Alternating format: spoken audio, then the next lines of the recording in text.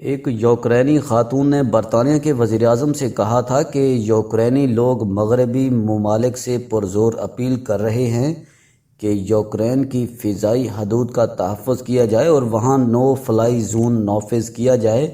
یہ جذبات سے بھرپور درخواست یوکرینی خاتون نے بورس جانسن سے اس وقت کی جب وہ ذرائع ابلاغ سے بات کر رہے تھے۔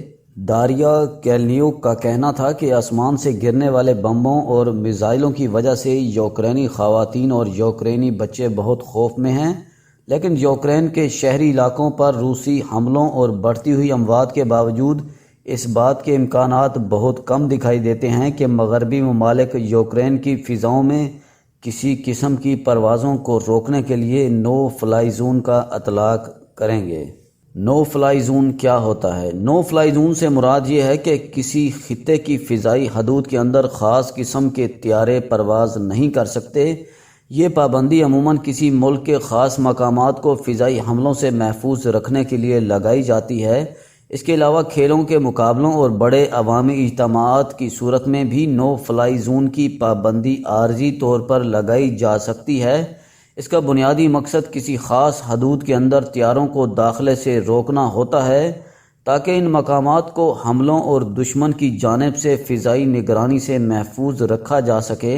برطانیہ کے ایک وزیر نے خبردار کیا ہے کہ اگر نیٹو اتحاد نے یوکرین میں نو فلائی زون کا اطلاق کیا تو اس سے جوہری جنگ کا آغاز ہو سکتا ہے۔ اس قسم کی پابندی کا اطلاق فوجی طاقت اور ذرائع سے کیا جاتا ہے، جیسے فوجی نگرانی، فوجی تنصیبات پر ممکنہ حملے کو روکنے کے لیے دشمن کی فوج پر حملہ یعنی پری امپیٹیو سٹرائک، اور ایسے طیاروں کو مار گرانا جو اس پابندی کی خلاف ورزی کرتے ہوئے نو فلائی زون میں داخل ہو جائیں۔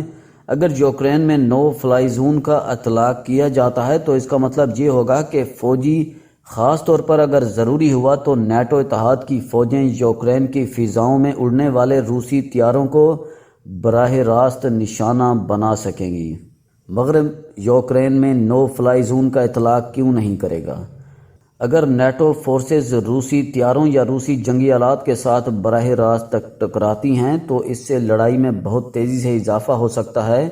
اس حوالے سے امریکی فضائیہ کے سابق سینئر افسر جنرل فلپ بریڈلوو نے ایک جریدے کو بتایا تھا کہ آپ صرف یہ نہیں کہہ دیتے کہ فلاں علاقہ نو فلائی زون ہو گیا ہے، بلکہ آپ کو وہاں نو فلائی زون کا طاقت کے زور پر اطلاق کرنا پڑتا ہے۔ جنرل فلپ بریڈلوو سن 2013 سے 2016 تک نیٹو کے سپریم کمانڈر بھی رہے ہیں۔ ان کا مزید کہنا تھا کہ اگرچہ وہ بھی یوکرین میں نو فلائی زون کا اطلاق چاہتے ہیں، لیکن یہ ایک بہت خطرناک فیصلہ ہوگا۔ یہ جنگ چھیڑنے کے مترادف ہوگا۔ اگر ہم یوکرین کو نو فلائی زون قرار دینے جا رہے ہیں تو ہمیں دشمن کی صلاحیت کو ختم کرنا ہوگا کہ وہ اس علاقے میں حملہ نہ کر سکے اور ہم اپنے نو فلائی زون پر عمل کروا سکیں۔ برطانیہ کی پارلیمان کی دفاعی کمیٹی کے سربراہ نے یوکرین میں مکمل یا جزوی نو فلائی زون کی حمایت کرتے ہوئے نیٹو اتحاد سے کہا ہے کہ وہ عام لوگوں کی اموات اور مبینہ جنگی جرائم کے تناظر میں یوکرین کی جنگ میں مداخلت کرے، لیکن نیٹو کے سیکرٹری جنرل نے یوکرین کی جنگ میں عملی طور پر شامل ہونے کی تجویز کو رد کرتے ہوئے پیر کو کہا تھا کہ ہمارا یوکرین میں داخل ہونے کا کوئی ارادہ نہیں ہے، نہ تو زمین پر اور نہ ہی فضا میں۔ دوسری جانب برطانیہ کے وزیر دفاع بین ویلس نے بھی واضح کر دیا ہے کہ برطانیہ یوکرین میں نو فلائی زون نافذ کرنے میں مدد نہیں کرے گا، کیونکہ ایسا کرنے سے روسی لڑاکا طیارے پورے یورپ میں جنگ چھیڑ دیں گے۔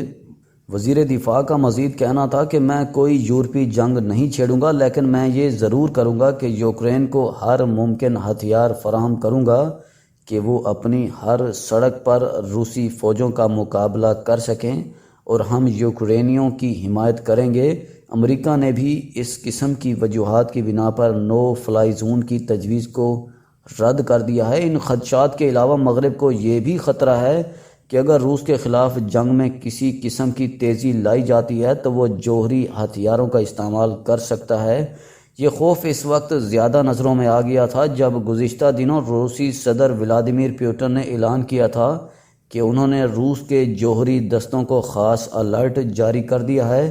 اکثر لوگوں کا خیال ہے کہ ایسا صدر پیوٹن نے محض دکھاوے کے لیے کیا ہے، نہ کہ وہ اصل میں اس قسم کے ہتھیار استعمال کرنے کا ارادہ رکھتے ہیں۔ یوکرین میں عام شہریوں پر خوفناک حملوں کے باوجود وہاں نو فلائی زون کا امکان نہ ہونے کے برابر ہے، کیونکہ عالمی جنگ کا ہلکا سا اشارہ بھی ایک جوہری جنگ میں بدل سکتا ہے۔ کبھی اس سے پہلے نو فلائی زون کا طریقہ استعمال ہوا ہے۔ پہلی خلیجی جنگ کے بعد سن 1991 میں امریکہ اور اس کے اتحادیوں نے عراق میں 2 نو فلائی زون لاگو کیے تھے، جن کا مقصد کچھ مخصوص مذہبی گروہوں کو حملوں سے محفوظ رکھنا تھا۔ یہ کام اقوام متحدہ کی منظوری کے بغیر کیا گیا تھا۔ اس کے بعد سن 1992 میں بلکان کی جنگ کے دوران اقوام متحدہ نے ایک قرارداد منظور کی تھی، جس کے تحت بوسنیا کی فضائی حدود میں بلا اجازت داخل ہونے والی فوجی پروازوں پر پابندی لگا دی گئی تھی۔ اس کے علاوہ اقوام متحدہ کی سلامتی کونسل نے سن 2011 میں لیبیا میں نو فلائی زون کی منظوری دی تھی۔ بوسنیا اور لیبیا میں عائد کیے جانے والے نو فلائی زون کا اطلاق نیٹو کی افواج نے کیا تھا۔